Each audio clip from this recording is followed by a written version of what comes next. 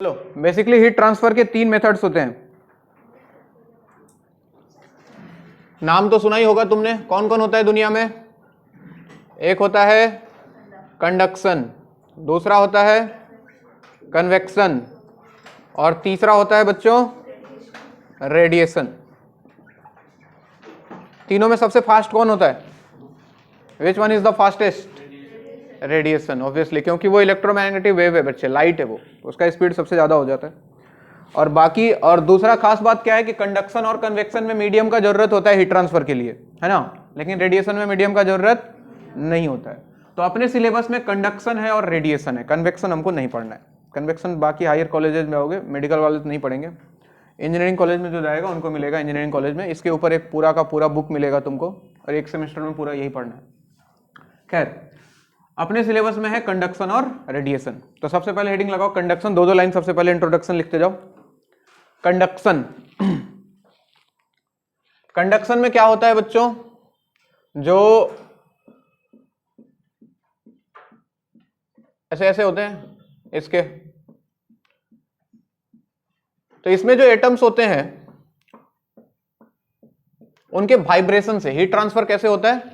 Vibration से। ये क्या करते हैं? ऐसे ऐसे वाइब्रेट करते रहते हैं, ऐसे ऐसे ऐसे ऐसे वाइब्रेट करके बगल वाले को ट्रांसफर करते हैं, फिर बगल वाले को ट्रांसफर करते हैं, फिर ऐसे ऐसे कहानी ट्रांसफर होते रहता है, ठीक है ना।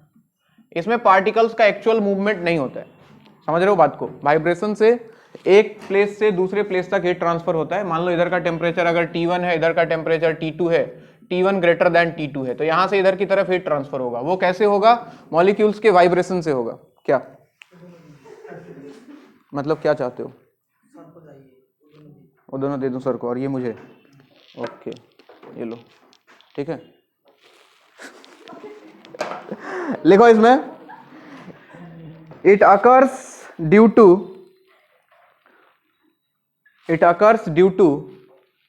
वाइब्रेशन एंड कोलिजन भी लिख लो, कोलिजन भी होता होगा। It occurs due to vibration and collision of medium particles. It occurs due to vibration and collision of medium particles. Medium particles, full stop, line change करके लिख लो। Medium is necessary. Medium is necessary. Medium is necessary. Next line change करके एक और line लिख लो। It is the slowest of all. ये सबसे slow process है। It is the slowest of all. Slowest of all हो गया।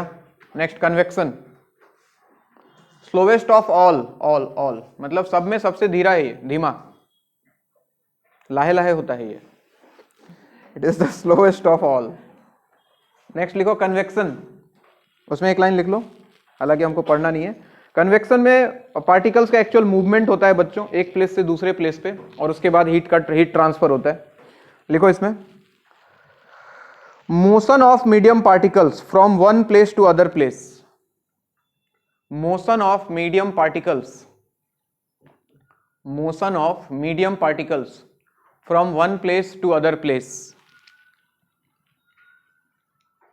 from one place to other place causes heat to flow. Motion of medium particles from one place to other place causes heat to flow. Motion of medium particles from one place to another place causes heat to flow. Next line में, medium is necessary, यहां भी medium चाहिए, medium is necessary. Next example में लिख सकते हो heat sink, heat sink.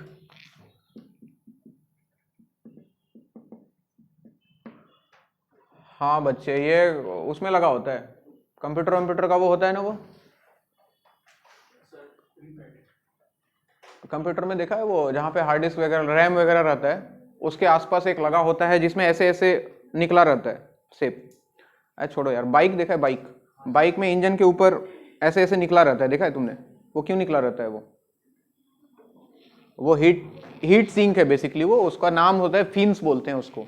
वो engine गर्म होता है ना बहुत ज्यादा, देखा है ना, इंजन के ऊपर ऐसे ऐसे ऐसे शेप का ऐसे ऐसे ऐसे ऐसे ऐसे ऐसे ऐसे बना होता है, वो एक्चुअली वहां से हीट ट्रांसफर होता है बच्चे, सराउंडिंग को हीट रिलीज कर रहा होता है वो इंजन, जितना गर्म करता है वहां से। हाँ क्या है, कितना सीसी का?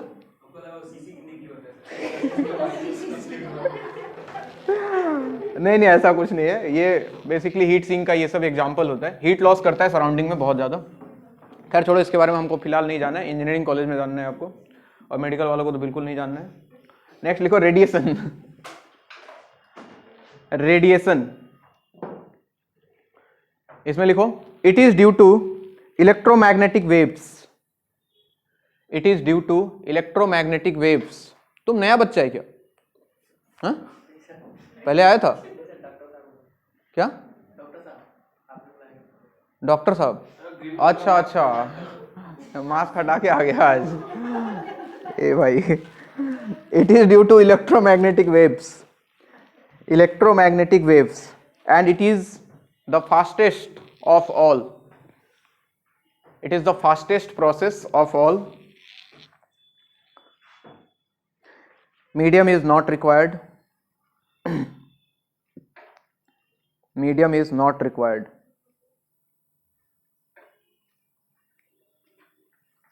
It is due to electromagnetic waves.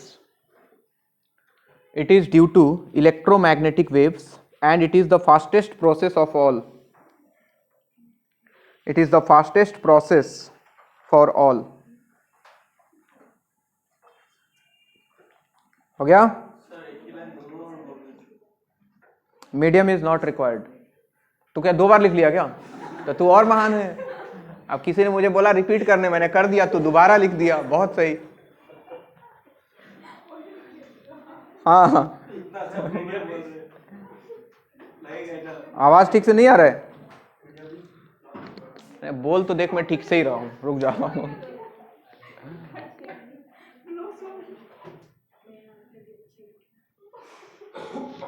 अभी देखो आ रहा है क्या ठीक ठाक? हेलो हेलो, हाँ चलो हेडिंग लगाओ, थर्मल कंडक्शन। आते हैं कंडक्शन के ऊपर। थर्मल कंडक्शन,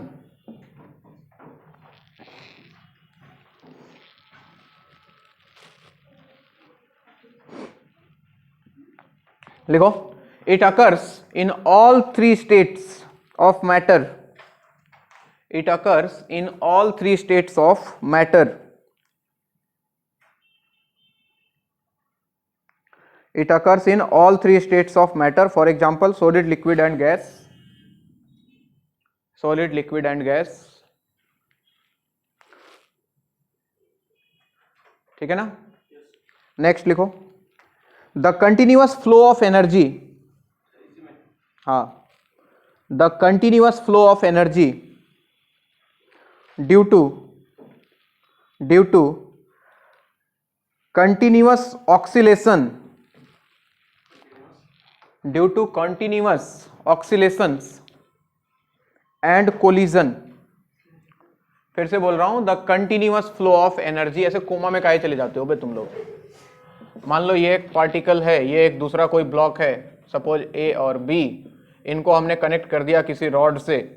मान लो कि यहाँ टेम्परेचर T1 था, यहाँ टेम्परेचर T2 था, और T1 का जो वैल्यू था वो ग्रेटर देन T2 था।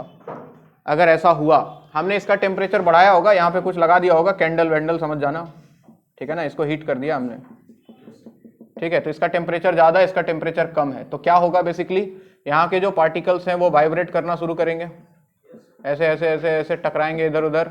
तो इससे क्या होगा, धीरे धीरे ये हीट का ट्रांसफर होगा, यहाँ से ये पहुँच जाएगा इधर की तरफ और इस वाले मीडियम में आ जाएंगे, ठीक है। तो यहाँ से ऐसे हीट फ्लो होता है। तो ये जो हीट फ्लो होता है due to temperature difference, due to collision of medium particles, इसका नाम है हीट करेंट। क्या बोलते हैं इसको? Heat current. समझ रहे हो? जैसे एक करंट होता है, करंट फ्लो करता है किसके कारण? इलेक्ट्रॉन्स मूव करते हैं। क्यों मूव करते हैं इलेक्ट्रॉन्स? पोटेंशियल डिफरेंस के कारण। इलेक्ट्रॉन्स क्यों मूव करते हैं? पोटेंशियल डिफरेंस के कारण। तो पोटेंशियल डिफरेंस के कारण इलेक्ट्रॉन का मूवमेंट होता है, उसको हम लोग करंट बोलते हैं। टेम्परेचर डिफरेंस के कारण जो फ्लो हो रहा है, heat flow, that is known as heat current. अब सारी की सारी कहानी करंट से मिलती जुलती है। तुम लोग करंट पढ़ चुके हो क्या? 12 में पढ़ा था, हाँ वो कितना पढ़ा था मुझे पता है तुझे। तो वापस से अभी करंट का सारा एनालॉजी यहाँ पे आने वाला है, रेजिस्टेंस आएगा, सीरीज रेजिस्टेंस आएगा, पैरेलल रेजिस्टेंस आएगा, बस वहां पे करंट होता था और यहाँ पे क्या होगा, हीट करंट होगा, ठीक है ना, यहाँ हीट फ्लो कर रहा होगा टेम्परेचर डिफरेंस के कारण। तो लिखो वापस से क्या बोल रहा हूं मैं, the continuous flow of energy, the continuous flow of energy due to continuous collision and oscillations, due to continuous oscillations and collision of medium particles, due to oscillations, vibration, जो बोलो ना यार, oscillations, कुछ और मत समझ जाना, due to continuous oscillations and collision of medium particles, continuous oscillations and collision of medium particles is known as conduction,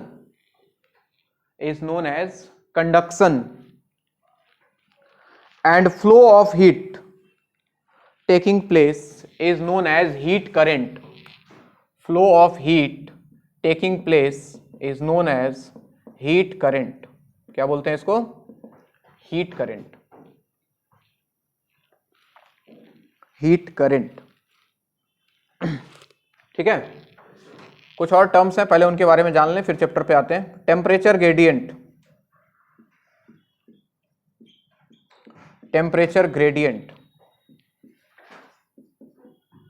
ये ग्रेडियंट वर्ड तुमने पहले भी सुना होगा कहीं पे मैकेनिक्स वगैरह में, वेलोसिटी ग्रेडियंट, एक्सेलरेशन ग्रेडियंट सुना है। करते क्या है, dx से डिवाइड कर देते हैं, divided by displacement, dv by dx बोलो, da बाई dx बोलो, जिसके नीचे भी dx लग जाए वो ग्रेडियंट बन जाता है, यानी कि change with respect to distance, distance के साथ कैसे चेंज हो रहा है वो। तो वैसे ही टेम्परेचर ग्रेडियंट में क्या आएगा, dt बाई dx, क्या आएगा, dt बाई dx। जैसे मान लो एक रॉड है, ऐसे सोच लो, सिंपल कहानी, ये रॉड है, यहाँ टेम्परेचर T1 है, यहाँ टेम्परेचर T2 है, T1 is greater than T2, तो यहाँ से हीट फ्लो कर रहा है, ठीक है, लेफ्ट टू राइट की तरफ। अब मान लो यहाँ से x डिस्टेंस पे जाके एक छोटा सा हमने ऐसे एरिया चूज किया जहाँ पे dx है इसका लेंथ सपोज। तो जरा बताओ, अगर इसका टेम्परेचर T है, इसका टेम्परेचर अगर T है इस वाले एंड का, तो इस वाले एंड का टेम्परेचर क्या होगा, T से कम होगा या T से ज्यादा होगा, आधा कम होगा ना टेम्परेचर इधर ज्यादा इधर कम है, इधर हीट फ्लो कर रहा है इधर, तो टेम्परेचर धीरे धीरे घटता है ना यार, डिक्रीज करता है ना। जैसे जैसे हम लेफ्ट टू राइट मूव करेंगे टेम्परेचर डिक्रीज करेगा कि इंक्रीज करेगा, डिक्रीज करेगा। तो अगर इस एंड का टेम्परेचर अगर मैं T मानूं तो क्या इसका मैं T माइनस dt बोल सकता हूं, बोल सकते हैं। तो टेम्परेचर ग्रेडियंट जो होता है basically, temperature gradient that is equal to T minus dt divided by dx, या फिर यूं बोल दो कि dt बाई dx, ये कहानी है, dt डिवाइडेड बाई dx। चाहो तो एक लाइन लिख सकते हो, the rate of change of temperature, एक लाइन लिख लो, the rate of change of temperature with distance is called temperature gradient, the rate of change of temperature with distance, the rate of change of temperature with distance is called temperature gradient, temperature gradient। ये rate अगर temperature gradient अगर constant हो जाता है तो हम बोलते हैं स्टीडी स्टेट में आ चुका है सिस्टम। स्टीडी स्टेट समझते हो, स्टीडी स्टेट, ट्रांजिएंट स्टेट, दो चीजें होती हैं दुनिया में।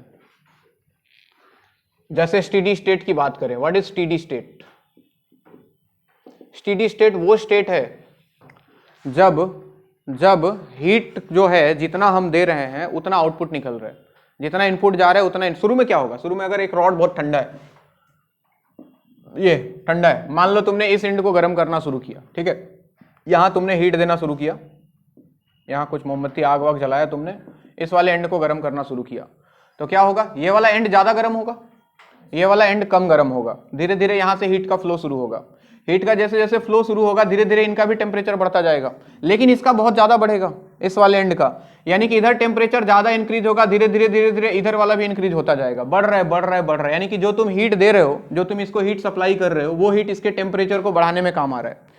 बढ़ता जाएगा बढ़ता जाएगा बढ़ता जाएगा, कब तक? एक टाइम ऐसा आएगा जब इनका टेम्परेचर इंक्रीज करना बंद हो जाएगा। यानी कि तुमने सिस्टम को जितना हीट दिया, इधर से जितना तुमने क्यू इन दिया, Q1 दिया सपोज, मान लो यहां से तुमको Q2 गया, और कुछ हीट हो सकता है सराउंडिंग को लॉस हो रहा हो, अगर Q3 बोल दे, ठीक है, ये कहां पे जा रहा है? सराउंडिंग में जा रहा है। तो एक टाइम ऐसा आएगा जब Q1 इक्वल टू किसके इक्वल टू हो जाएगा? Q2 प्लस Q3 के बराबर हो जाएगा। यानी कि तुम जितना इनपुट दे रहे हो उतना तुमको आउटपुट मिल रहा होगा। यानी कि ये रॉड का टेम्परेचर और नहीं बढ़ेगा। वो स्टेट होता है स्टेडी स्टेट। उसके पहले का जो स्टेट होता है वो क्या होता है? ट्रांजिएंट स्टेट बोलते हैं उसको। उसमें क्या हो रहा होता है? सोचो, मान लो स्टार्टिंग में यहाँ टेम्परेचर है सपोज 50 डिग्री, इस वाले एंड का, यहाँ पे बीच में एक एरिया एक सेक्शन ले लेता हूँ, इसका टेम्परेचर मान लो था 30 डिग्री, यहाँ पे एक टेम्परेचर, ये एक और पार्ट ले लिया, इसका टेम्परेचर था सपोज 20 डिग्री। स्टार्टिंग में ऐसा था, तुमने और इसको हीट ट्रांसफर किया और ज़्यादा गर्म किया। कुछ देर बाद क्या हुआ? मान लो ये 60 हो गया, ये 40 हो गया, ये सपोज 30 हो गया। तुमने कुछ और हीट ट्रांसफर किया तो तुमने देखा इसका 90 हो गया, इसको देखा तो 50 हो गया, इसको देखा तो 40 हो गया। उसके बाद तुम और हीट दे रहे हो, इस पर फर्क नहीं पड़ रहा है, 90 50 40। तुम और हीट दे रहे हो, इस पर फर्क नहीं पड़ रहा है, 90 50 40। बात समझ रहे हो? यानी कि हर सेक्शन का टेम्परेचर क्या हो गया? कांस्टेंट हो गया, या फिर यूं बोलो dt/dx का वैल्यू कांस्टेंट हो गया। तो ये वाला जो स्टेट है इसी को हम क्या बोलते हैं? Steady state. बात समझ में आ रही है? लिखो, पहले एक लाइन लिखो। बोलो, लिखो, in steady state no heat is absorbed by the rod. In steady state no heat is absorbed by the rod. No heat is absorbed by the rod, full stop. The heat that reaches at any cross section, the heat that reaches at any cross section is transmitted to the next. The heat that reaches to any cross section is transmitted to the next,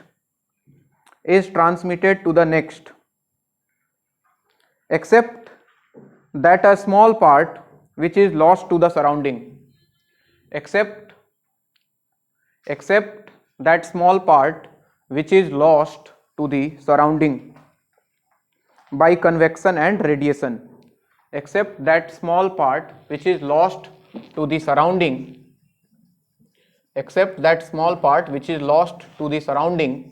by convection और radiation। यानी कि किसी cross section पे जितना heat जा रहा होगा वो सारा का सारा अगले क्रॉस सेक्शन पे ट्रांसफर हो जाता है। ये एंड अब और कोई हीट एब्जॉर्ब नहीं कर रहा है, जितना इसके पास जा रहा है वो उसके पास ट्रांसफर कर रहा है, जितना इसके पास जा रहा है वो उसके पास ट्रांसफर कर रहा है। ठीक है, this is steady state. Steady state में एक चीज और बोल सकते हो कि dt/dx क्या हो जाता है? कांस्टेंट हो जाता है। रेडिएशन, सराउंडिंग में हीट लॉस हो जाए, कुछ हो ही जाता है कन्वेक्शन और रेडिएशन से। हाँ हेलो,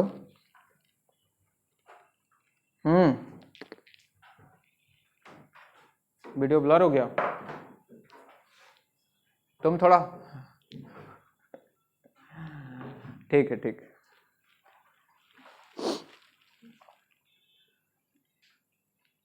क्या क्या क्या बोल रहे हैं? स्टेडी स्टेट रिपीट कर दूं? सो रहा था तुम? मतलब डेफिनेशन रिपीट कर दूं ना?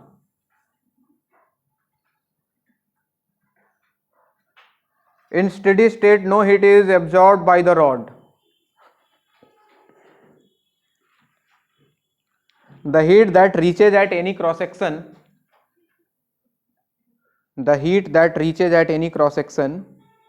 is transmitted to the next, except that small part which is lost to the surrounding, to the surrounding by convection और by radiation। कुछ नहीं हो रहा है बच्चे, स्टेडी स्टेट में बस इतना समझ लो कि ये रॉड जो है वो और कोई हीट एब्जॉर्ब नहीं कर रहा है, इसको जितना करना था कर चुका है, जितना इसका टेम्परेचर हर क्रॉस सेक्शन का बढ़ना था उतना बढ़ चुका है। अब जितना हीट आएगा, जितना हीट इनपुट दोगे उतना हीट तुमको आउटपुट मिल जाएगा, ठीक है। ये रॉड कुछ और एनर्जी एब्जॉर्ब नहीं कर रहा है। उसके बाद एक चीज और होता है, आइसोथर्मल सरफेसेस, नाम सुना है? इक्विपोटेंशियल सरफेसेस सुना है? तो वैसे ही होता है बच्चों आइसोथर्मल सरफेसेस। ये वो सरफेस हैं जिनका टेम्परेचर क्या हो, कांस्टेंट हो, टेम्परेचर जिनका सेम हो। जैसे फॉर एग्जांपल, आग वाग होता तो मैं जला के दिखा देता तुमको, लेकिन चलो आग वाग नहीं लगाते हैं। जैसे इमेजिन कर सकते हो तुम, इमेजिन कर सकते हो, मान लो कि ये पेपर था, कोई अपना A4 साइज पेपर है, लेट अस अज्यूम, ठीक है, बोर्ड पे ध्यान देना सब लोग। अगर मान लो मैं लाइटर लेके एकदम इसके सेंटर पे यहाँ पे आग लगाऊं, नीचे से ऐसे पेपर पकड़ा है, लाइटर लेके वहां पे आग लगाऊं, क्या होगा? इमेजिन करो। मैं लगा के भी दिखा सकता हूं, मैंने किया है एक्सपेरिमेंट, ये बहुत मजा आता है मुझे। आग कैसे बढ़ता है जानते हो? आग कैसे बढ़ता है जानते हो? ऐसे ऐसे आग जाएगा। ऐसा नहीं होगा कि आग ऐसे ऐसे ऐसे इधर जाके जला देगा इसको, ऐसा बिल्कुल नहीं होता है। ऐसे गोल गोल गोल गोल ऐसे आग धीरे धीरे धीरे धीरे धीरे धीरे धीरे धीरे बढ़ता जाएगा, समझ रहे हो? यही होता है आइसोथर्मल सरफेस। ये जो हर एक सर्कल दिखाई दे रहा है ना, ये अपने आप में एक आइसोथर्मल सरफेस है, ये सारा। बात समझ में आ रही है? ये हर सरफेस, यानी कि इस अगर पार्टिकुलर सरफेस की बात करें तो इसके हर एक पॉइंट का टेम्परेचर क्या होगा? सेम होगा। अगर इस वाले सर्कल की बात करें तो इसके हर एक पॉइंट का टेम्परेचर क्या होगा? सेम होगा। जलने के बाद, ऑब्वियसली जलने के बाद, जलने के पहले टेम्परेचर उसमें थोड़ी है, ठीक है ना। तो ये इसको बोलते हैं आइसोथर्मल सरफेसेस। तो ये तुम एक प्लेन में समझ सकते हो, एक प्लेन में ऐसा हुआ। अगर पूरे मतलब 3D स्पेस में बात करें तो आइसोथर्मल सरफेसेस कैसा होगा? इमेजिन करके देखो, क्या स्फेरिकल हो जाएगा? अगर ये पॉइंट सोर्स ऐसा होता, ऐसा, ये तो क्या है? सर्कुलर है, सर्कुलर आइसोथर्मल सरफेसेस।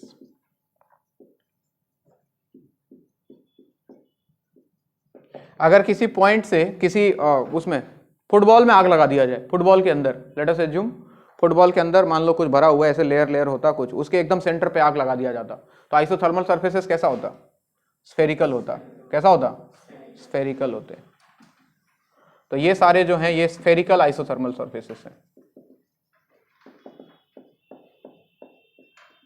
अच्छा, और कैसे कैसे हो सकते हैं? बहुत सारे हो सकते हैं, प्लेनर भी हो सकते हैं। जैसे एक रॉड है, इसी रॉड की बात करें, इस रॉड में भी तो हीट ट्रांसफर हो रहा है ना। कोई बोले कि इस रॉड में कैसा हो रहा है सर? देखो, मान लो ऐसे एक रॉड ले लूं, अगर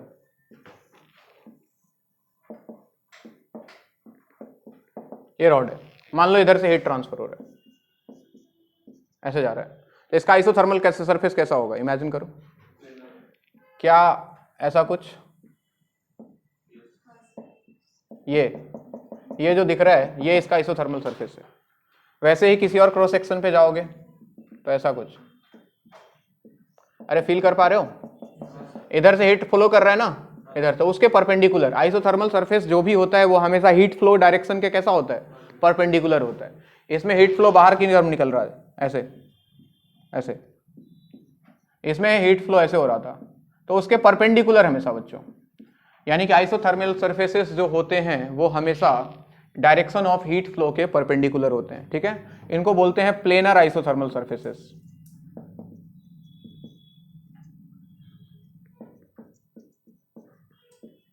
क्या होता है? हाँ बिल्कुल होता है, हाँ बिल्कुल होता है। जैसे ये वाला है, अगर हम हीट यहां से दे रहे हैं सपोज, ठीक है ना, यहां से हीट दे रहे हैं, तो इसका टेम्परेचर इस पूरे सरफेस में जितना भी पॉइंट होगा इस वाले सरफेस में, क्या सबका टेम्परेचर T1 होगा? और अगर इस वाले सरफेस में पूरे पॉइंट का टेम्परेचर अगर T2 मान लूं, तो क्या T1 ग्रेटर देन T2 होगा? होगा कि नहीं होगा? जैसे जैसे हम दूर की तरफ जाएंगे टेम्परेचर डिक्रीज करता जाएगा। बात समझ आ रहा है? लेकिन इस सरफेस के हर एक पॉइंट पे टेम्परेचर क्या होगा? सेम होगा। तो ये बना लो 2-3 डायग्राम, उसके बाद कुछ लिखाता हूं, लिख लो। T1 T2, अगर इधर एक और बना दूं मैं T3 करके, T3, तो ऐसा भी लिख सकते हो T1 is greater than T2 is greater than T3।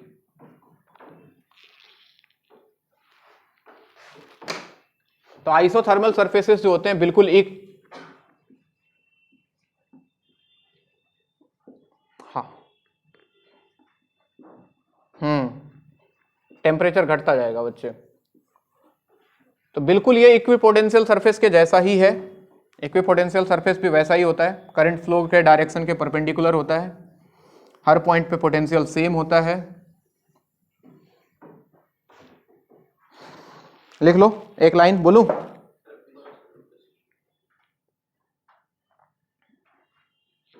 लिख लो लिख लो।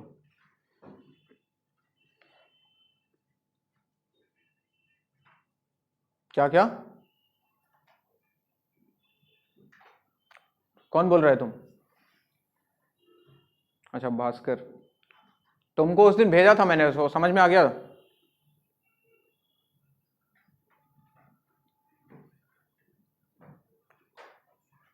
हमेशा जब भी ब्लैक होल लिख दे लाइट का स्पीड,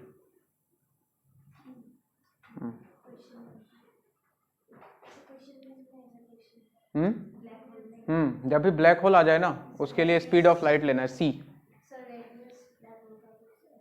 हाँ हाँ वही सवाल की बात हो रही है।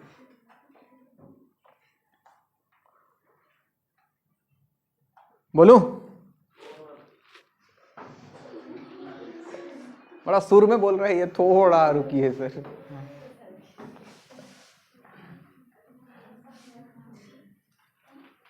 इसको घर क्यों भेज दिया? हैं? तुमको नहीं बताया क्या काम है? पर्सनल काम से गया है। आधार कार्ड तो नहीं है ना इस बार?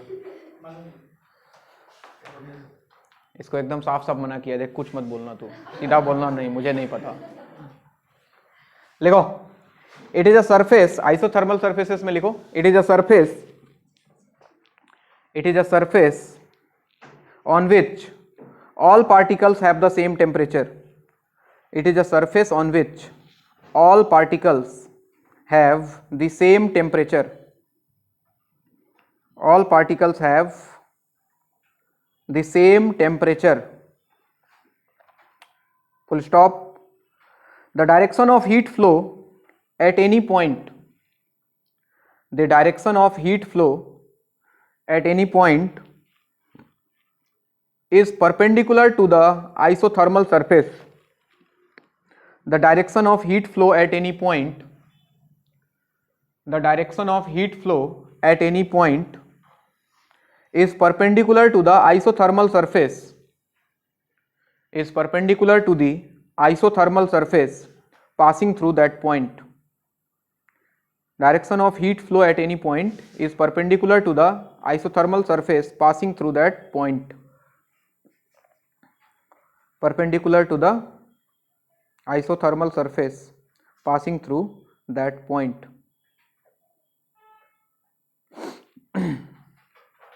ठीक है, next, rate of conduction between isothermal surfaces, heading लगाओ, rate of conduction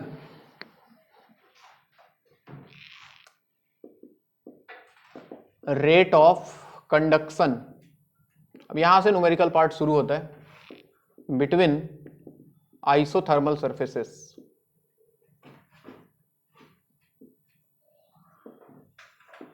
rate of conduction between isothermal surfaces, यानी कि हीट फ्लो पर सेकेंड की बात करनी है हमको, dq/dt, या फिर हीट करंट हम इसको बोलते हैं।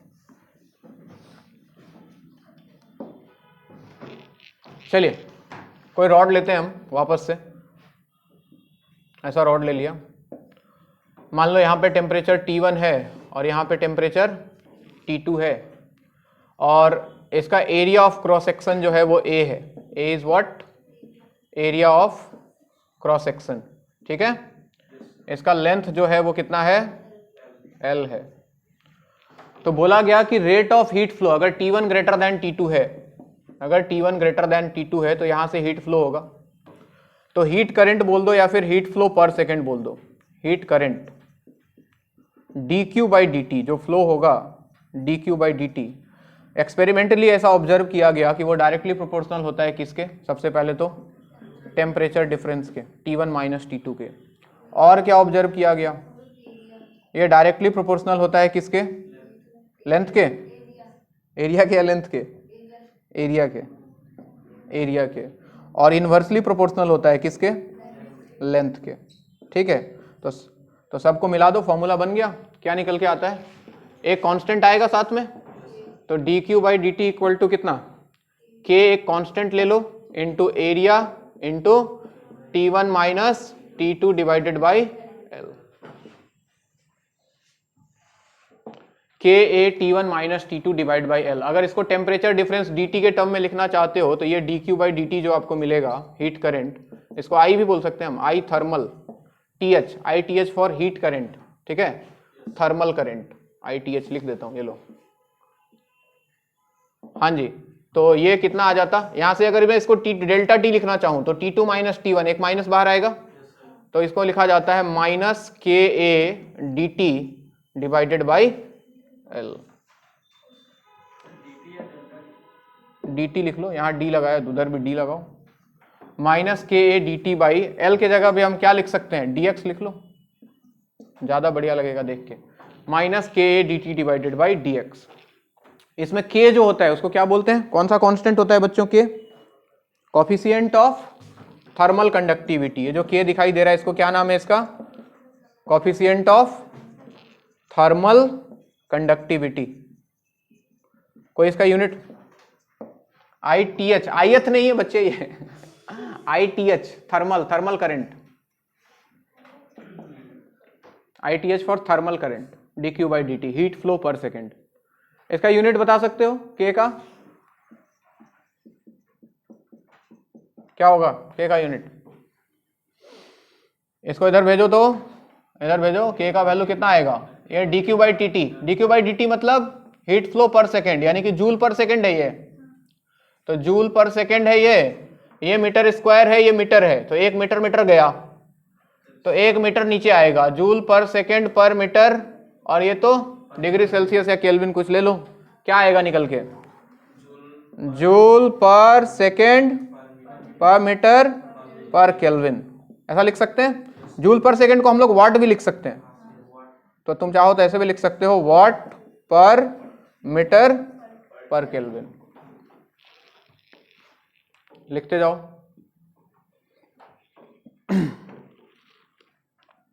इसको माइनस इंडिकेट कर रहा है बच्चे की टेम्परेचर जो है वो जैसे जैसे x का वैल्यू बढ़ रहा है टेम्परेचर का वैल्यू क्या हो रहा है? घट रहा है। टेम्परेचर क्या हो रहा है? डिक्रीज कर रहा है। चाहो तो लिख लो, negative sign indicates as x increases temperature decreases.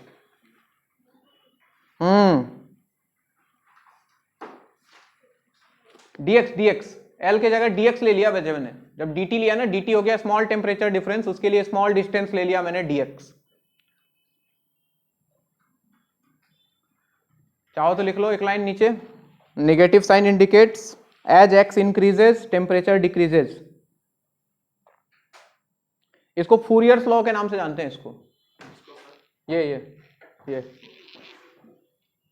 किसको sir? Fourier's law. Temperature is decreasing with distance, कुछ भी लिख लो ना यार अपनी मर्जी से। Temperature is decreasing with distance.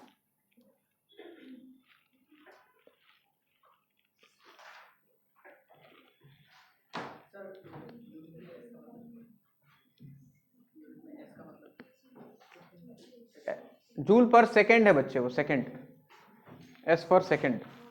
Joule per second को वाट बोलते हैं, energy per unit time.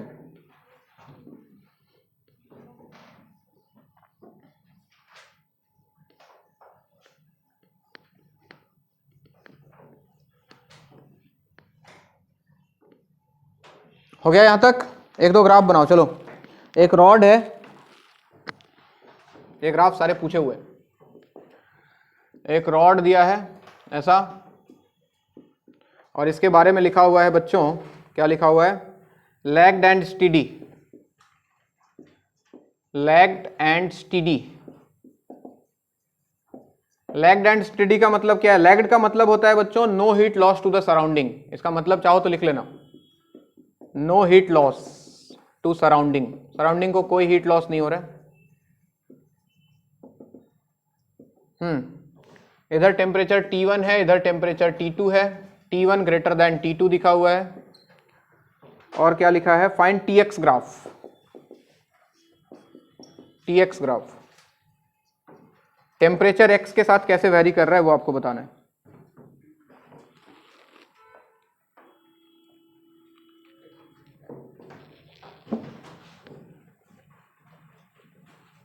Lagged, LAGGED, lagged and steady.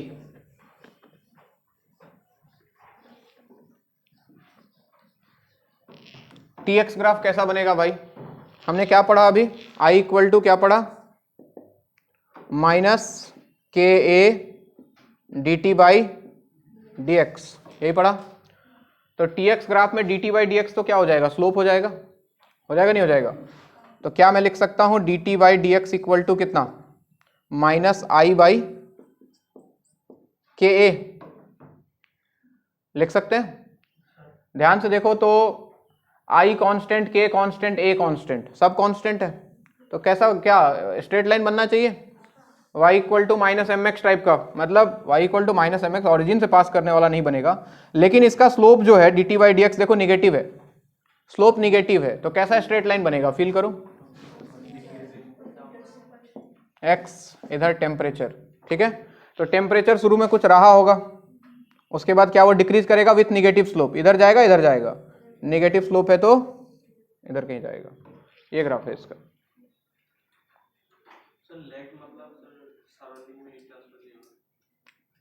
TX graph है बच्चे, TX ग्राफ, x के साथ dt by dx is the slope ना, TX ग्राफ। क्या बोल रहे, लैग्ड का मतलब बोला तो no heat loss to the surrounding, कहीं लैग्ड लिखा हुआ है इसका मतलब समझना है no heat loss to the surrounding, surrounding में कोई हीट लॉस नहीं हो रहा है। नेक्स्ट अनलैग्ड लिख दे तो क्या होगा, इधर देखो, इसी में मान लो फिर से एक रॉड होता, इधर T1 इधर T2, और इस बार इसके बारे में लिख देता unlagged and steady, unlagged and steady, steady तो है, अनलैग्ड का मतलब है हीट हो रहा है लॉस सराउंडिंग को, heat loss to surrounding, surrounding T1 greater than T2 है, TX ग्राफ बनाना है, बताओ कैसा बनेगा।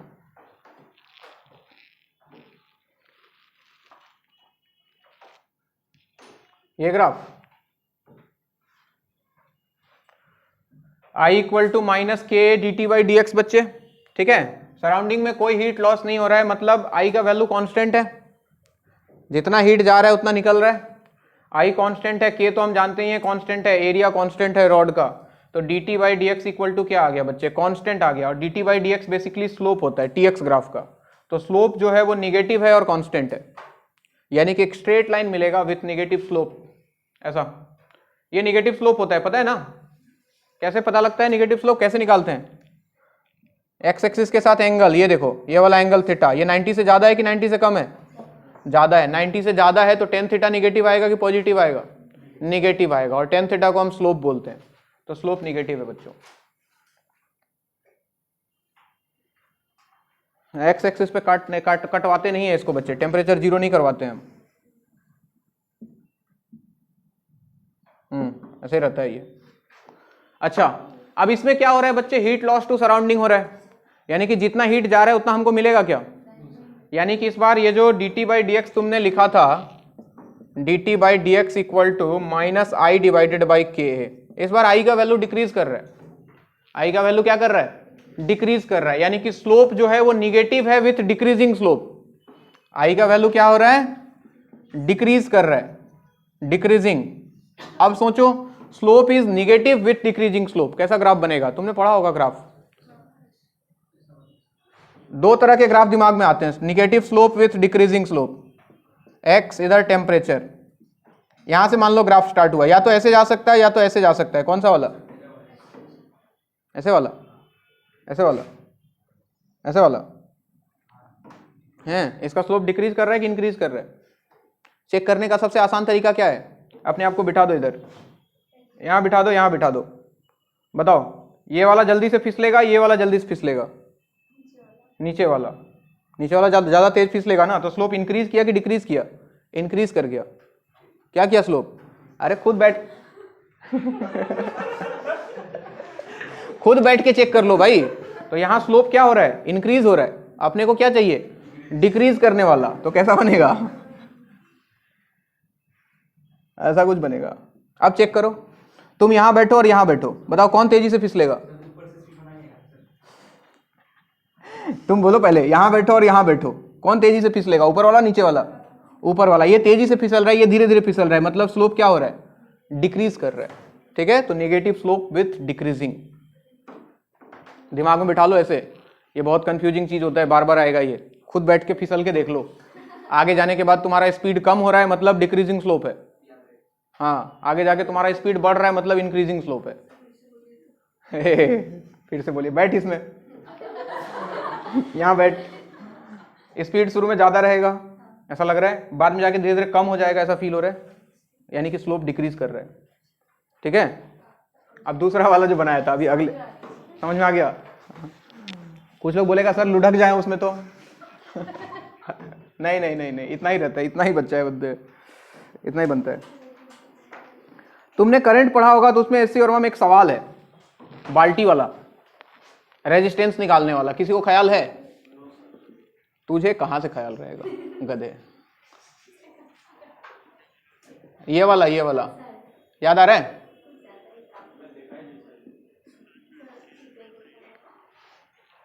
इधर का एरिया A1 है, इधर का area cross section area A2 है, यहां का टेम्परेचर T1 है, यहां का टेम्परेचर T2 है, ये डिस्टेंस L है और T1 ग्रेटर देन T2 है, और इसके बारे में लिखा हुआ है लैग्ड एंड स्टेडी। सराउंडिंग में हीट लॉस नहीं हो रहा है, स्टेडी स्टेट में है, आपको TX ग्राफ बनाना है। चलो बना के दिखाओ जरा।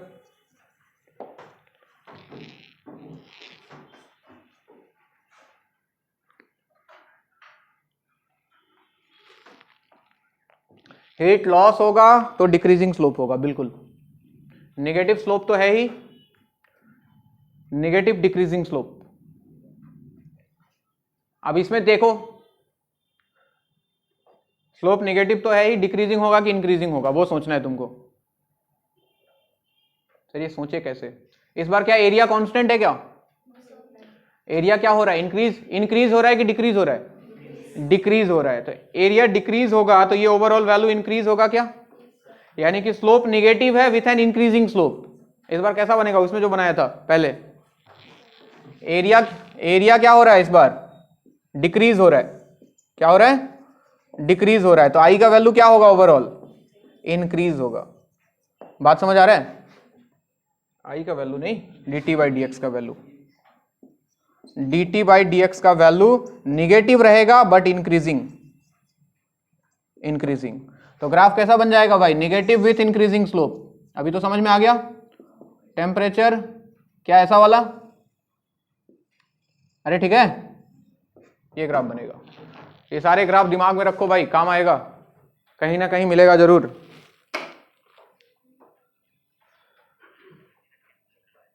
करंट में करवाए ना सर? हाँ करवाना। वो बाल्टी वाला, हाँ वो बाल्टी वाला, हाँ मैंने भी कराया था शायद क्लास में।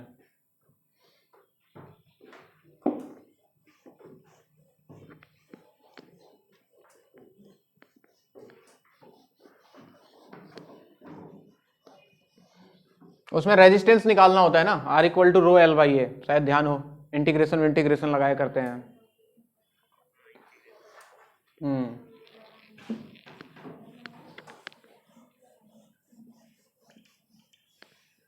अच्छा, क्वेश्चन में जब तक मेंशन ना करे कि स्टेडी स्टेट है, ट्रांजिएंट स्टेट है, तब तक हम लोग स्टेडी स्टेट मान के चलेंगे। ठीक है, हर सवाल में dq बाई dt कांस्टेंट हो चुका है। ठीक है ना? चाहो तो नोट डाल के लिख लो। until unless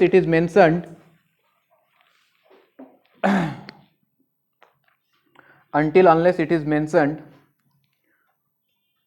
assume the rod or the given object is lagged and steady. Until unless it is mentioned, assume the rod or the given object is lagged and steady. मतलब सराउंडिंग में कोई heat loss नहीं हो रहा है और steady state में system आ चुका है। Assume lagged and steady. ठीक है, अब कुछ छोटे छोटे सवाल करते हैं। एक रॉड ले लो, इसका लेंथ दिया हुआ है बच्चों 2 मीटर का, 2 मीटर लेंथ है। इधर टेम्परेचर है इस वाले एंड का 100 डिग्री सेल्सियस और इस वाले एंड का टेम्परेचर है 0 डिग्री सेल्सियस। यहां से 0.5 मीटर पे 0.5 मीटर पे ये वाला जो सेक्शन है इसका टेम्परेचर बताना है कितना होगा। चलिए जी,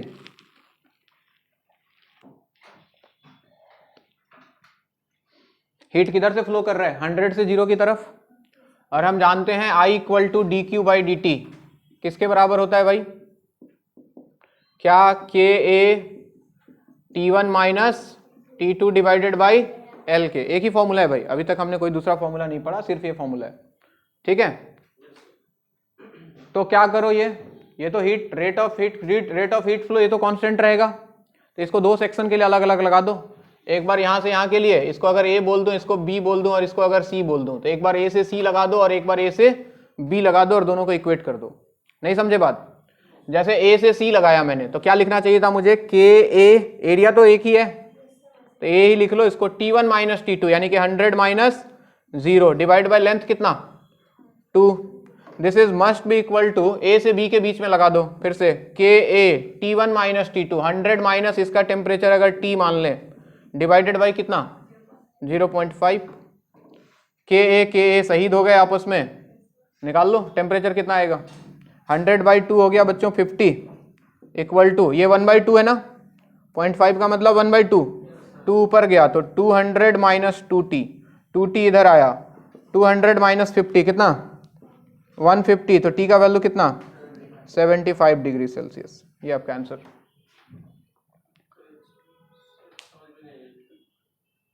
D Q by D T rate of heat flow steady state में कांस्टेंट।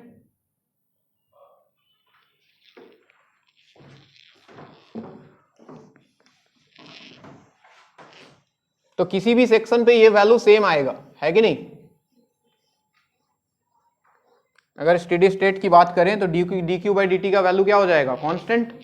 तो किसी 2 सेक्शन के लिए लगा के इक्वेट कर दो, तुम्हारी मर्जी है, इसके बीच में भी लगा सकते थे, बी और सी के भी बीच में। ठीक है, बी और सी लगा दो, ए और बी ले लो, बी और सी लगा लो, ए और सी ले लो, जो मर्जी करे करो, तुम्हारी इच्छा है, आंसर पे कोई फर्क नहीं पड़ने वाला है। एक और सवाल आपके लिए, चलिए।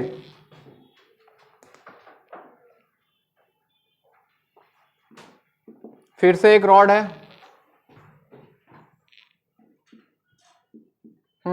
इधर टेम्परेचर है 150 डिग्री सेल्सियस और इधर टेम्परेचर है 0 डिग्री सेल्सियस। यहां से L लेंथ, इसका थर्मल कंडक्टिविटी K है, यहां से 2L लेंथ तक इस वाले सेक्शन का थर्मल कंडक्टिविटी 2K है और यहां से 3L लेंथ तक इस वाले सेक्शन का थर्मल कंडक्टिविटी 3K है। ये है इस सेक्शन का टेम्परेचर T1, इस सेक्शन का टेम्परेचर T2। एरिया जो है वो कांस्टेंट है पूरे रॉड का, आपको T1 और T2 निकालना है। चलिए,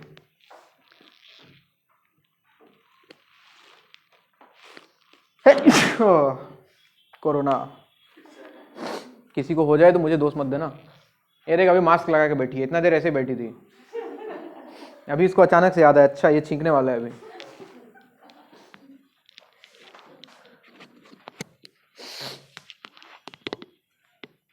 नमक तेल खाएंगे नहीं?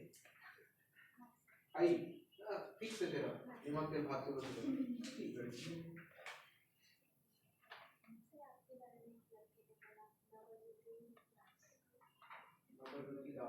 वो जो फोटो बहुत खींचता है वही होता है ना, ऐसे ऐसे करके पोल मारता है।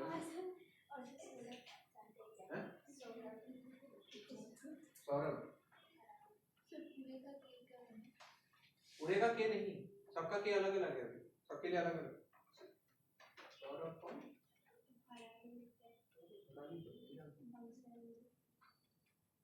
क्या बोल रहे हो? वैल्यू दे रहे थे आपके बारे में बोला है कि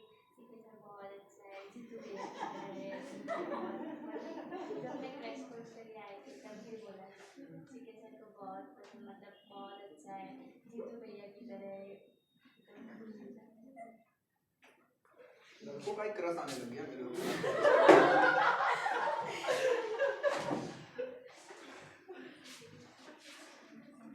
अरे लगाओ ना सबके लिए, हर सेक्शन के लिए वेट कर दो। ठीक क्यों भाई?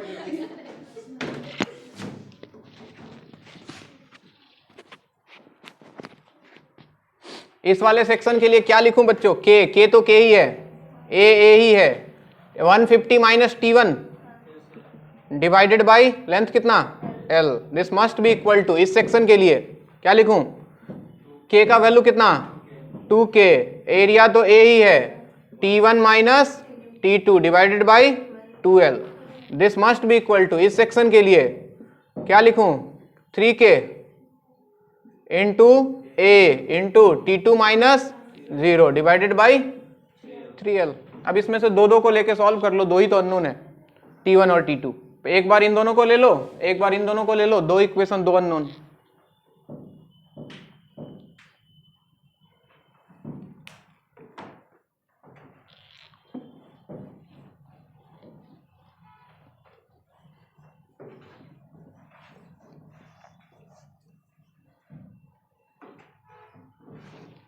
चलो सबसे पहले मैं इन दोनों को इक्वेट करता हूं। K A 150 minus T1 divided by L must be equal to 2KA T1 minus T2 divide by 2L। K ए उड़ गया, L से L उड़ गया, ये 2 से 2 भी उड़ गया है ना, तो यहाँ बचा 150 माइनस T1 और यहाँ बचा T1 माइनस T2। तो ऐसा लगता है T1 उधर जाके 2T1 हो जाएगा, 2T1 minus T2 equal to 150, equation number 1। अब एक बार सेकंड और थर्ड को ले रहा हूं, इन दोनों को, 2KA T1 minus T2 divided by 2L equal to 3KA T2 minus 0 divided by 3L। 3 ने 3 को मारा, 2 ने 2 को मारा, KA L से L उड़ा, तो यहां बचा T1 माइनस T2 और इधर बच गया T2। तो क्या 2T2 इक्वल टू T1 आ गया? Equation number 2। Solve 1 and 2 from 1 and 2। T1 के जगह पे 2T2 यहां रख देते हैं, तो 2T1 2 इंटू T1 के जगह पे रखा 2T2 minus T2 equal to 150। 4T2 minus T2 कितना? 3T2 सोनू के T2 की Sweety 3T2 equal to 150। T2 कितना? 50 डिग्री सेल्सियस, और T2 का वैल्यू अगर यहां रख दें तो T1 कितना? 2T2 के बराबर 100 डिग्री सेल्सियस। अरे ठीक है क्या? कोई कोमा में गया क्या कैलकुलेशन में? डॉक्टर साहब बड़े अजीब लग रहे हो तुम आज, ऐसे मत किया करो तुम। अचानक से वक्त बदल गया, हालात बदल गए, जिंदगी बदल गई।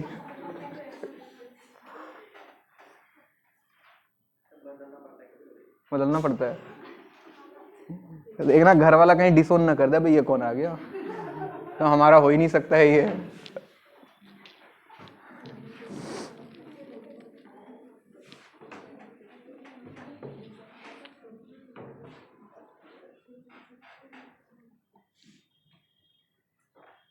हो गया सबका?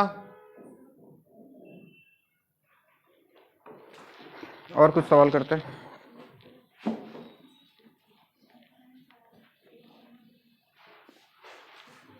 कहाँ? बोडोलैंड गया था ना एक दिन घूम के आया, प्रचार प्रसार करके। आज कितना तारीख है? 9 है कि 10 है? 9 है, 10 कल एक इलेक्शन है भाई।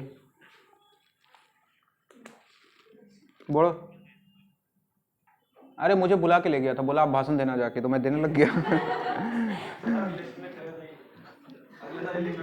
अगले साल खड़ा होऊंगा तो कौन वोट देगा?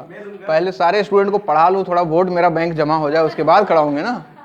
कम से कम स्टूडेंट इतना हो कि जीतने लायक बनूं मैं। इलेक्शन लड़ेंगे, जरूर लड़ेंगे इलेक्शन भाई। आसाम से भाई, आसाम से।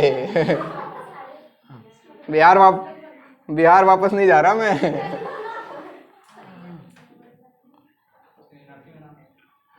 एनआरसी अबे एनआरसी में नाम आ जाएगा ना, जमीन वमीन घर वर खरीद लेंगे इधर तो आ जाएगा। अब तुम लोग चाहता नहीं है कि मैं इधर रहूं तो अलग बात है।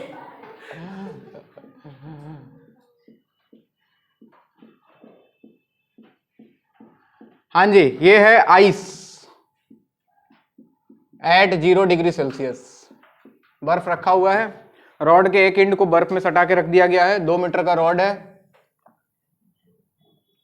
और क्या क्या गिवन है, इधर का टेम्परेचर है 160 डिग्री सेल्सियस। और क्या गिवन है, के का वैल्यू दिया है इसका रॉड का, के का वैल्यू है 21 वॉट पर मीटर केल्विन। रॉड का एरिया दिया हुआ है 0.1 मीटर स्क्वायर। बस आपसे पूछा find amount of ice melted पर सेकेंड,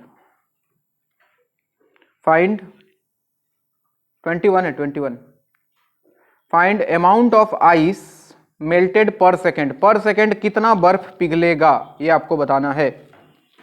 बच्चा बर्फ पिघलेगा क्या, इधर टेम्परेचर 160, इस एंड का टेम्परेचर कितना 0, बर्फ में रखा तो 0, तो यहां से हीट फ्लो होगा, इस एंड पे जाएगा, वो हीट इस बर्फ को जाके मिलेगा, तो बर्फ को पिघलाने की कोशिश करेगा। आपको बताना है पर सेकेंड कितना बर्फ पिघलेगा। चलो बताओ, find amount of ice melted पर सेकेंड।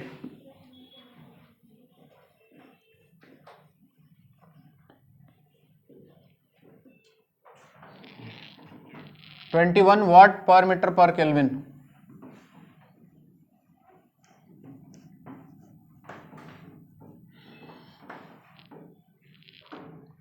सबसे पहले dq बाई dt तो निकालो, dq बाई dt तो पहले निकालो, कितना हीट फ्लो कर रहा है पर सेकेंड। क्या फॉर्मूला हमने आपको पढ़ाया, Ka T1 minus T2 by L। K का वैल्यू कितना दिया है 21, एरिया कितना है 0.1, T1 कितना 160, T2 कितना 0, डिवाइड बाय लेंथ कितना 2। देखो तो कितना आ रहा है, कितना आ रहा है 168। यूनिट क्या होगा, जूल पर सेकेंड। सब कुछ हम ऐसा यूनिट में यूज कर रहे हैं, तो 168 जूल पर सेकेंड, यानी कि एक सेकेंड में कितना हीट सप्लाई हो रहा है, in 1 second Q equal to 168 joule. अब ये जो इतना एनर्जी आइस को मिला एक सेकेंड में, तो आइस पिघलेगा, और आइस पिघलेगा 0 डिग्री आइस से 0 डिग्री वाटर पे जाएगा, तो क्या लगा एम एस डेल्टा टी या ml, ml। This Q is equal to ml बच्चों। तो Q का वैल्यू हो गया 168 इक्वल टू मास हमें निकालना है लेटेंट हीट आइस का 336 इंटू 10 टू द पावर 3, यही था जूल में। निकालो m का वैल्यू कितना, कुछ ग्राम आएगा, बहुत छोटा सा अमाउंट आएगा। कितना आ रहा है देखो,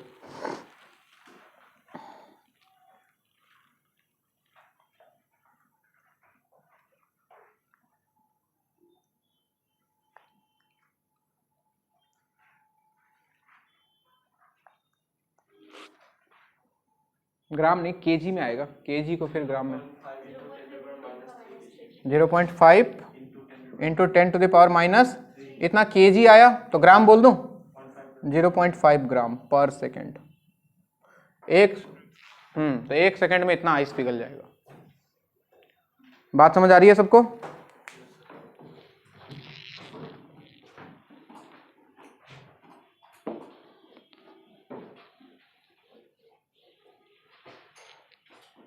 नेक्स्ट,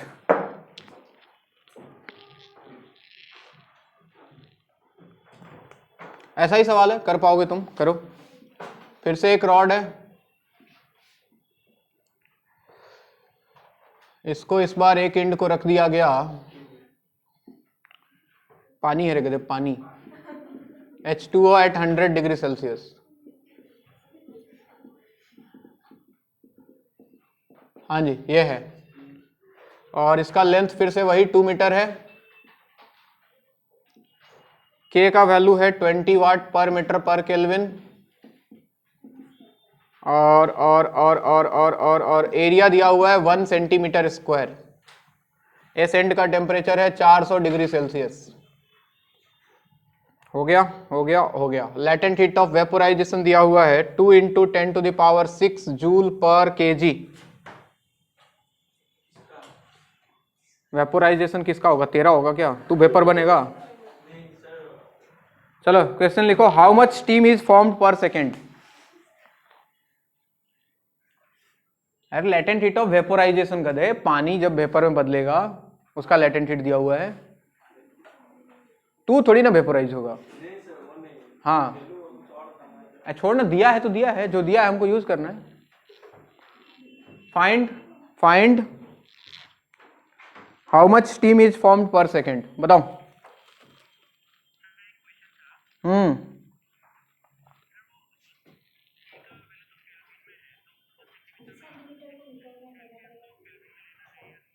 बच्चे ये dt होता है, dt डेल्टा टी। केल्विन लो चाहे डिग्री सेल्सियस लो, कोई फर्क नहीं पड़ता है, टेम्परेचर डिफरेंस है वो।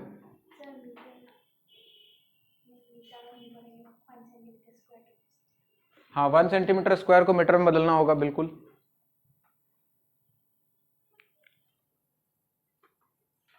करो करो।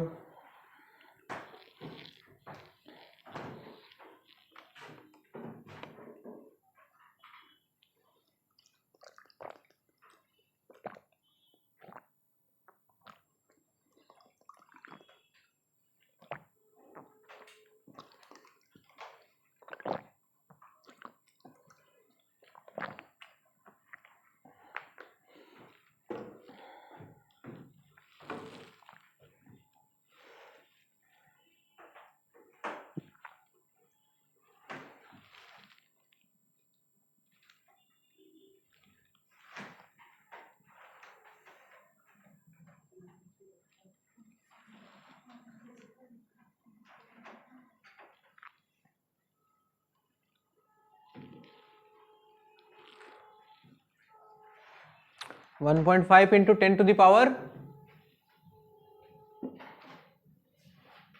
10⁻³ यही आ रहा है क्या भाइयों? बाकी लोगों का, बाकी लोग का तो कुछ आ ही नहीं रहा है, कुछ नहीं। ये यार dQ/dt सबसे पहले चेक करें अगर, हाँ जी, k का वैल्यू है 20, एरिया है 1 सेंटीमीटर, तो क्या 1 × 10⁻² का square 10⁻⁴ Ka T1 - T2 400 - 100 divide by L कितना है 2, तो 2 से गया ये 10, ये हो गया 10⁻³ और यहाँ पे है 300, 300 × 10⁻³ कितना 0.3 तीनी जूल पर सेकेंड, यानी कि 1 सेकेंड में कितना हीट दे रहे हैं हम 0.3 जूल। तो Q को क्या फिर से ml लिख दिया जाए, 100 डिग्री पे ऑलरेडी है, उसके बाद तो वेपर ही बनेगा वो, तो ml = 0.3, m निकालना है, लेटेंट हीट गिवन है 2 × 10⁶ = 0.3, तो ऐसा लगता है m का वैल्यू आएगा 0.3/2 0.15 × 10⁻⁻⁶, तो इसको हम लिख सकते हैं 1.5 × 10⁻⁻7 kg, ठीक है, पर सेकेंड। 1 सेकेंड में इतना वेपर स्टीम बन जाएगा। क्या? हाँ हाँ 20 है, तुम 2000 लिख लिया क्या?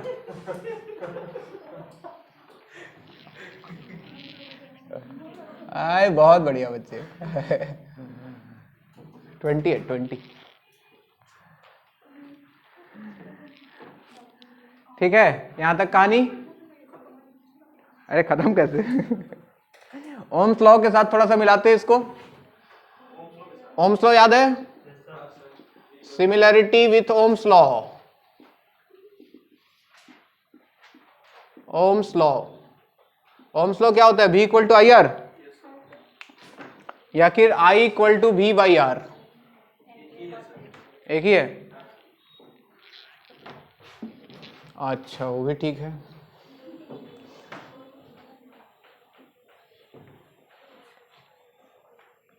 करंट फ्लो करता है पोटेंशियल डिफरेंस के कारण, और हीट फ्लो करता है किसके कारण? टेम्परेचर डिफरेंस के कारण, है कि नहीं? यानी कि अगर ऐसा कुछ है, पोटेंशियल डिफरेंस इस रेजिस्टेंस के क्रॉस आर है, पोटेंशियल डिफरेंस वी लगा दिया जाए अगर, तो यहां से करंट फ्लो करता है बच्चों आई। तो हम जानते हैं कि अगर ये V है तो अगर हम इसको V ले लें तो ये वाला पोटेंशियल कितना होगा? 0 होगा। तो यहाँ पे जो I का वैल्यू आता है, क्या हम लिखा करते हैं? V minus 0 divided by R लिखते हैं। यानी कि I बेसिकली होता है क्या है? Potential difference divided by resistance, यही ना? अब वही कहानी यहाँ लगा दो रॉड में। मान लो कि इधर टेम्परेचर T1 है और इधर टेम्परेचर T2 है, T1 ग्रेटर देन T2 है, ठीक है? इसका लेंथ L है, क्रॉस सेक्शन एरिया A है। तो हमने आपको पढ़ाया I जो होगा, I थर्मल किसके बराबर आया? वो KA T1 minus T2 divided by L के। तो क्या अगर मैं इसको ऐसे थोड़ा सा डेकोरेट करके लिख दूं, T1 minus T2 divided by, इस दोनों को नीचे ले जाऊं, L डिवाइडेड बाई K। तो ध्यान से देखो, तो वहां पे था ऊपर potential difference divide by resistance. तो अगर इसको टेम्परेचर डिफरेंस बोल दिया जाए तो आई थर्मल को मैं ऐसे भी लिख सकता हूं, temperature difference divided by thermal resistance. कैसा रेजिस्टेंस? Thermal resistance. तो यहां से हमको थर्मल रेजिस्टेंस का वैल्यू मिलता है बच्चों, कितना मिलता है? RTH किसके बराबर आता है? L डिवाइडेड बाई KA के। बात समझ आ रही है? So thermal resistance is equal to L by KA।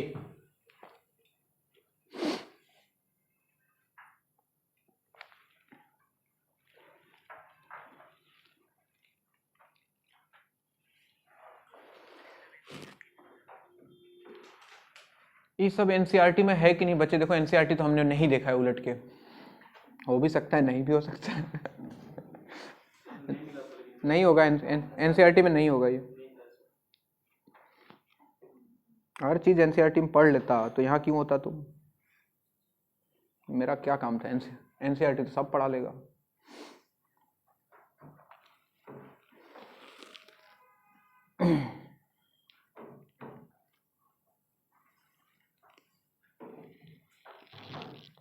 Unit क्या होगा इसका?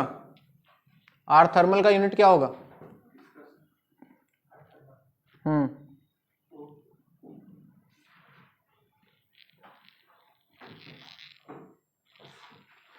देखो देखो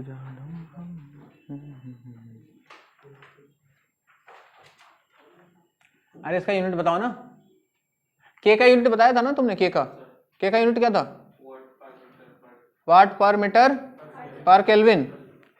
उल्टा कर दो उसको, और L बाई A, 1 मीटर नीचे और लगा दो, क्या बनेगा? पता नहीं सर क्या बनेगा।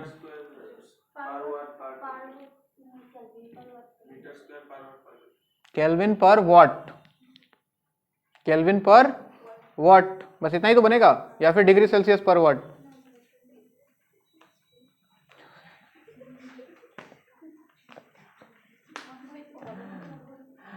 अरे L क्या हो गया? मीटर।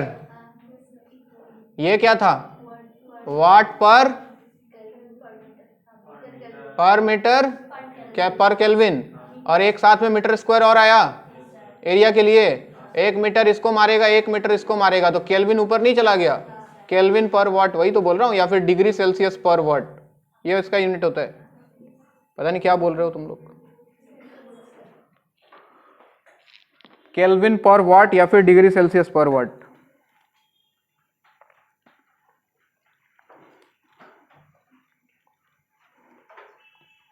यूनिट निकालना आता है ना सर? इतना अंडर एस्टिमेट मत करो आप। लिखो, एक लाइन लिख लो चाहो तो, कुछ लिखा देता हूं। In electrical circuit current flows from higher potential to lower potential. In electrical circuit, current flows from higher potential to lower potential.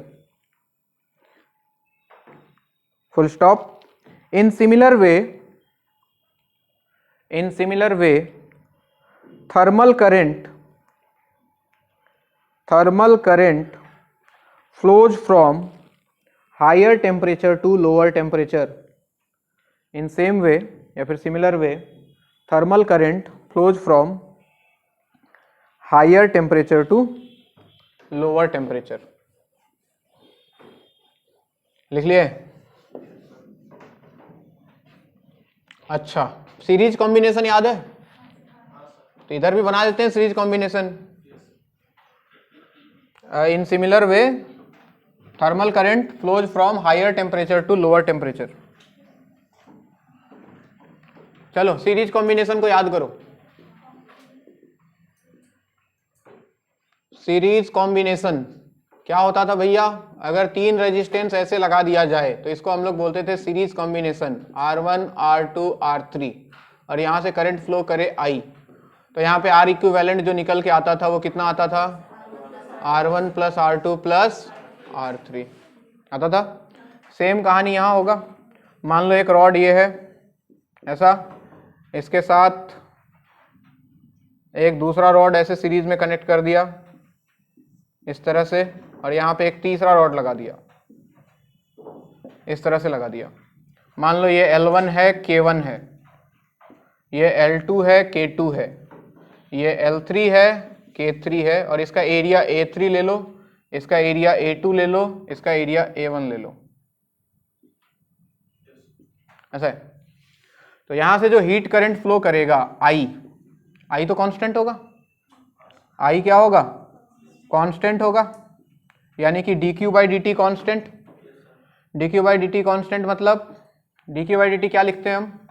Temperature difference. I thermal current को क्या लिखते हैं? Temperature difference divided by thermal resistance. तो इस वाले section के लिए कितना आता है I का वैल्यू? अगर इसका टेम्परेचर T1 मान लें, इसका टेम्परेचर T2 मान लें, ऐसे ही माना है क्या? T1 T2 या कुछ और ले रहा है? T1 T2 इसको माना है, इसको T3 और इसको T4. हाँ जी. तो इस वाले सेक्शन के लिए क्या लिखना चाहिए था हमको? T1 minus T3 divided by R1 बोल दूं. इस वाले सेक्शन के रेजिस्टेंस को must be equal to what? इसके लिए कितना?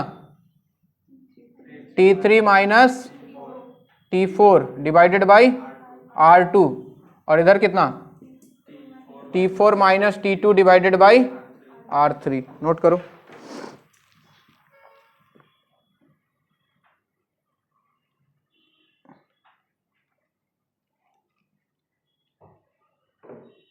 Equal to I.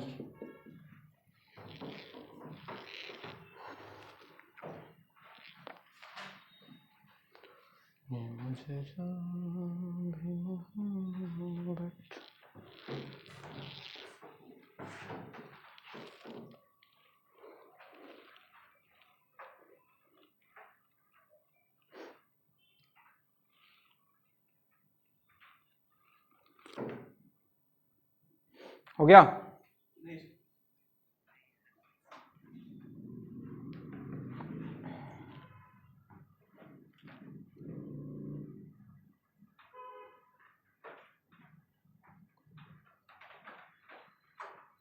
ये मानस ऑनलाइन ही करता है क्या हमेशा? क्या हुआ, तुम लोग क्यों हंस रहे? मानस, तुमको क्या समझ में नहीं आ रहा था? जीरो क्यों फिक्स नहीं किया?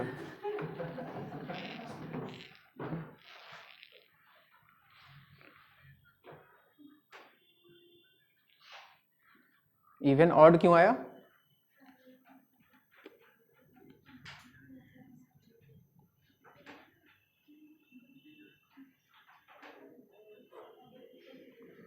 थ्री 5 7 और डिविजर्स में लिया था. चलो रुक जा, क्लास के बाद सुनता हूं मैं तेरा डाउट. चलो भाई, इन दोनों को इक्वेट किया, फर्स्ट और लास्ट को. तो T1 minus T3 equal to कितना? क्या IR1? बोलो ना. इन दोनों को इक्वेट करूं मतलब I के साथ इसको, तो T1 minus T3 equal to IR1. यहां से क्या मिलता? T3 minus T4 equal to IR2. और इन दोनों से क्या मिलता? T4 minus T2 equal to IR3. कुछ मत करो, तीनों को ऐड कर दो. तीनों को ऐड करोगे तो दिख रहा है सब कैंसिल उड़ रहा है, T4 से T4 उड़ जाएगा, T3 से T3 मिल जाएगा, क्या मिलेगा T1 minus T2 equal to क्या I सबसे कॉमन, क्या R1 plus R2 plus R3 आ गया। अरे बोर्ड पे देखो, यहां से I का वैल्यू कितना, क्या T1 minus T2 divided by R1 plus R2 plus R3। अब ध्यान से सोचो, पूरे रॉड को देखो, हम बीच वाले मटेरियल को भूल जाएं थोड़ी देर के लिए, तो जो करंट फ्लो कर रहा है वो T1 minus T2 divide by R होना चाहिए था, लेकिन R के जगह पे क्या आया R1 plus R2 plus R3, यानी कि बोल दूं इन तीनों का जो इक्विवेलेंट रेजिस्टेंस होगा वो R1 plus R2 plus R3 के बराबर होगा। तो ऐसा भी लिखा जा सकता है I equal to T1 minus T2 divided by R equivalent, और यहाँ पे जो R इक्विवेलेंट होगा वो किसके बराबर होगा सीरीज कॉम्बिनेशन में R1 plus R2 plus R3 के। जरा बताओ R1 क्या होता, वहां से देख के R1 का वैल्यू क्या होता, क्या L1 बाई K1A1, अरे देखो ना R क्या होता है L बाई K, R2 कितना हो जाता L2 बाई K2A2 और R3 क्या हो जाता है L3 बाई K3A3। तो कुल मिला के बात बस इतनी है, करंट के जैसा ही है। अगर सीरीज में रॉड्स कनेक्टेड हैं तो इनका रेजिस्टेंस जो होगा वो सिंपल ऐड हो जाएगा इक्विवेलेंट रेजिस्टेंस के लिए R1 plus R2 plus R3। यानी कि इस पूरे सिस्टम को रिप्लेस करके एक छोटा सा एक रॉड हम बना दें फाइनली, ठीक है, जहां पे R इक्विवेलेंट हो और यहाँ टेम्परेचर T1 हो और यहाँ टेम्परेचर क्या हो T2 हो, खत्म कहानी। बीच वाले टेम्परेचर से कोई मतलब हमें नहीं रह जाएगा अगर R इक्विवेलेंट हमने निकाल लिया।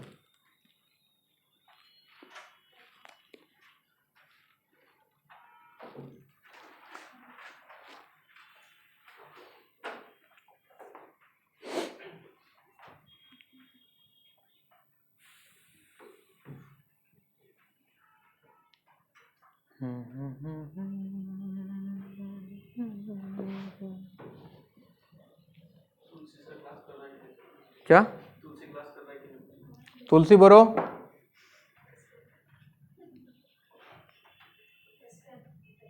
एब्सेंट है,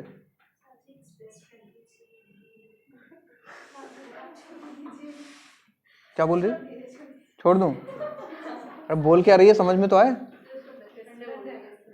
क्या हो गया, बेस्ट फ्रेंड साजिद का, तुलसी तेरा बेस्ट फ्रेंड है वो, साइज सेम है अबे इसका ज्यादा है साइज के हिसाब से तुम लोग बेस्ट फ्रेंड चूज करता है क्या ये सही बात है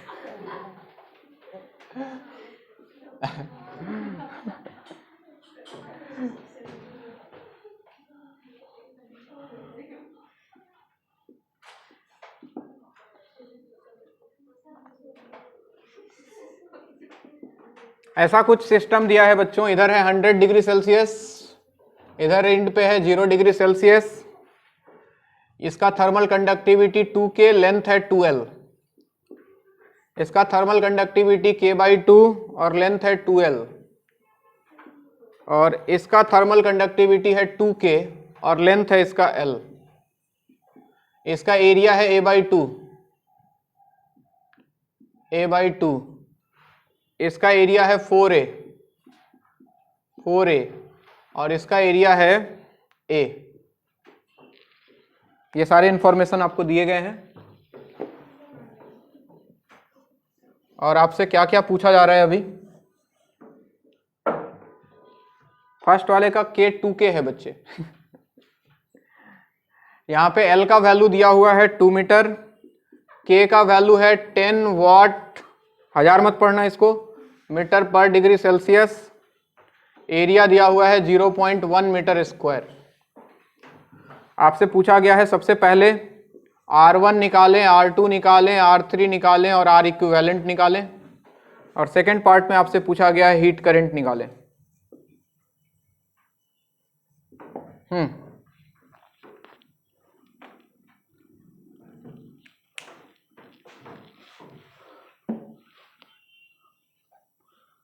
लास्ट का A/2 है बच्चे,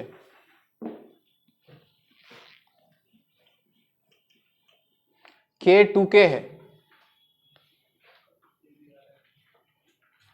K कितना है 2K। चलो R1 R2 R3 तो निकालो पहले जल्दी जल्दी, पता है तुमको क्या करना है। आ रहे तुम टेंशन में क्यों आ रहे तुम? ऐसा कैसे हो सकता है सर, ये नहीं हो सकता है। R1 पहले वाले रॉड के लिए L/K, L के जगह पे कौन 2L डिवाइड बाई K के जगह पे कौन 2K और A के जगह पे A। 2 ने 2 को मार दिया, क्या L/K वैल्यू रख दोगे क्या? L कितना है 2, K कितना है 10, A कितना है 0.1। तो ऐसा लगता है जैसे 2 आ जाएगा, ये आएगा, कोमा में चले गए सब, देख लो आराम से 2 कैसे आ गया। तुम लोग आज पहली बार क्लास आए हो क्या? First time? हैं? पहले आए हो? क्लास में आए थे? दिखे नहीं कभी यार, मुझे देखा था फिर ठीक है।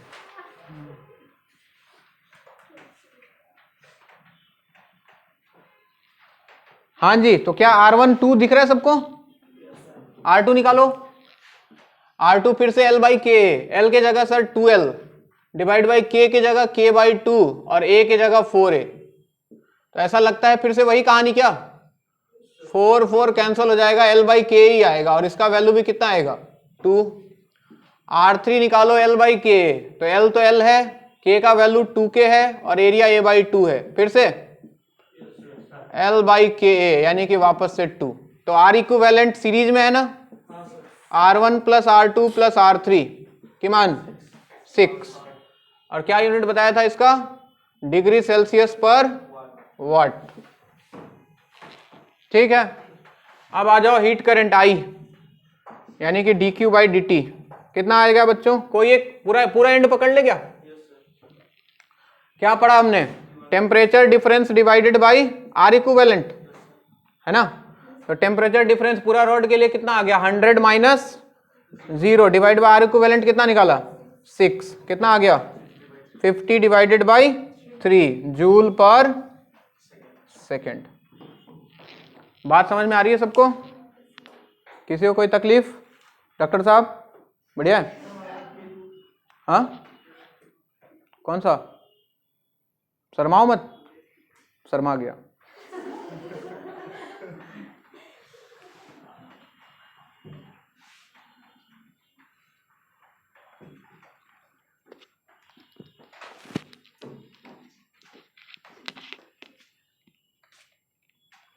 आज के लिए इतना ही।